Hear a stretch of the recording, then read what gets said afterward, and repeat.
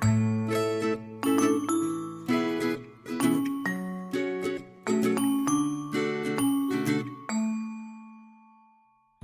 my name is Tommi Miers and I am a cook, I am a food writer, I am a restaurateur, and I think I'm also a campaigner on sustainable food, on good mental health, on how food can really change the world and make people and the planet happier.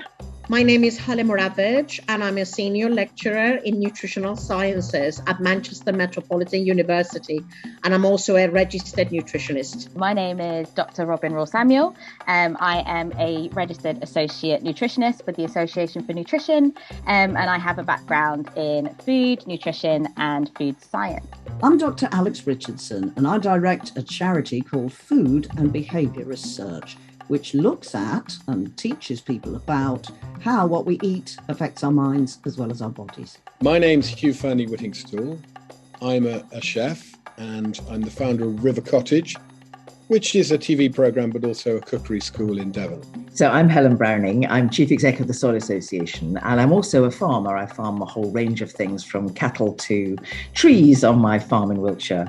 Hi, my name is Ollie Hunter and I am the chef owner of the Wheat Sheaf in Chiltern Folio. Hello, I'm Diana Horden and I work at Food for Life, the Soil Association, and I'm the Food and Nutrition Advisor. Why is a balanced diet good for your health and mind? Balanced diet makes me feel energetic.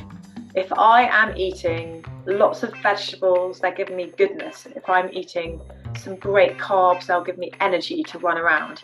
If I am eating a colourful range of vegetables and fruit, I know that I'm getting all the vitamins and minerals that make my skin work, my teeth healthy, my nails grow, give me energy, help my body to suck in the vitamin D from the sunshine.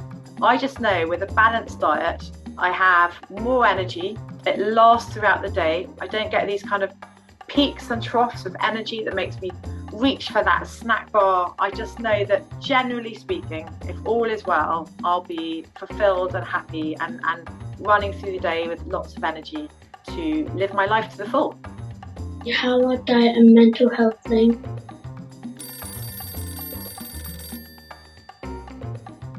Mental health and diet is such a complex kind of subject. It's a bit like a big puzzle, and we have different elements of the puzzle that we need to address. But we do know that there is a connection between how the brain reacts to certain foods. So, kind of things like sugar, caffeine, they can affect the brain, and things like vegetables, olive oil, oily fish, nuts and pulses can have a really positive effect on the brain.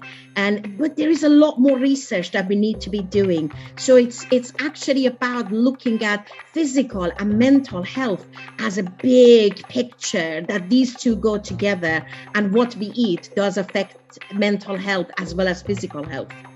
My question is, can you eat too much fruit? Fruit is a great source of vitamins, minerals and fibre, but they can also contain quite a bit of sugar, which can be dangerous for our teeth and damage our teeth.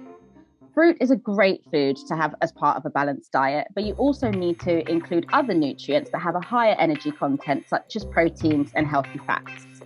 Fruit is what we describe as a nutrient-rich but energy-poor food. That means it has loads of vitamins and minerals, but actually it's a very low calorie content. And although when we eat fruit alongside other foods within the diet, it's great, it could be hard to get those calories that you need to grow and be able to go outside and play all the time. So to be able to get all of the energy that you need from a piece of fruit, so let's take an apple, for example, you would need to eat around 35 apples a day to ensure that you've got the right amount of energy. So fruit is great, but you need to have it alongside other foods and a variety of foods to ensure that you get enough energy to keep us going. What makes a fish oily and why is it good for them?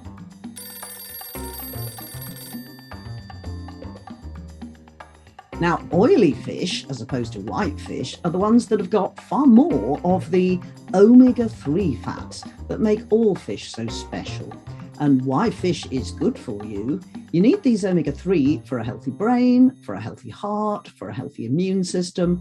There's nothing about you that isn't influenced by getting enough omega-3 in your diet. What emotions do you feel when you are cooking? Most of the time when I'm cooking, I feel happy and relaxed. In fact, I really look forward to cooking at the end of the day, just because for me that is the wind down time of the day. And even though I work with food and I might spend the whole day actually being filmed cooking, when I get home, I still cook to relax, cook for my family, sometimes friends, and I love it. What is it like to eat the food you have grown yourself?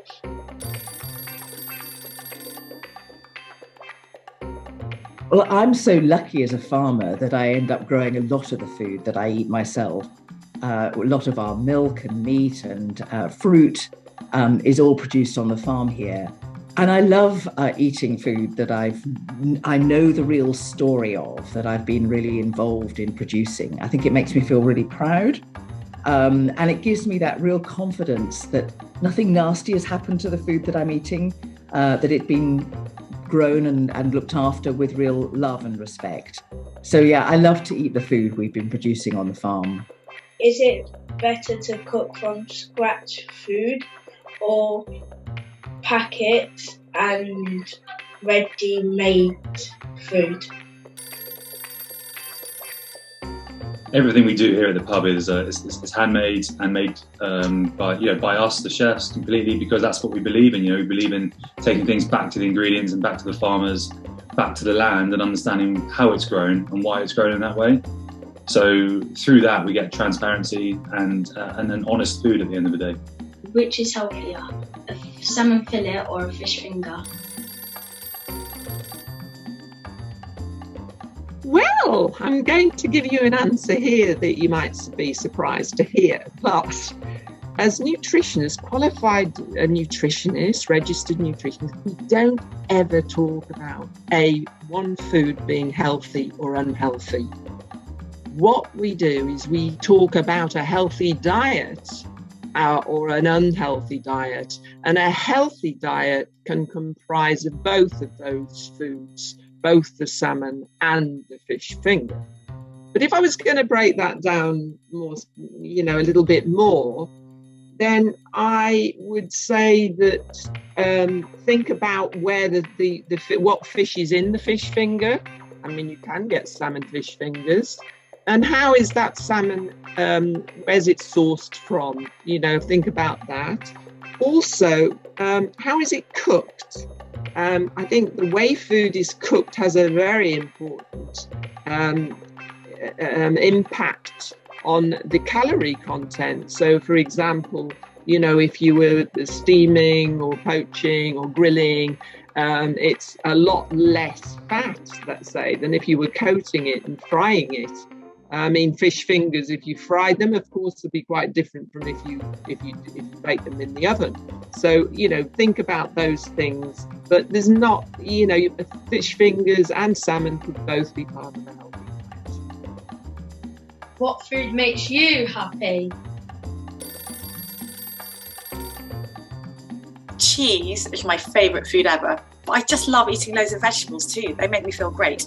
Kimchi, which is a Korean fermented cabbage with pepper paste. I know every time I eat it, it will make my gut slightly better and happier. My favourite dish is probably my mum's pasta bake, which is cheesy and gooey and great, and my grandma's Saturday soup. Well, lots do, but I'll go for smoked salmon and scrambled egg with a side salad.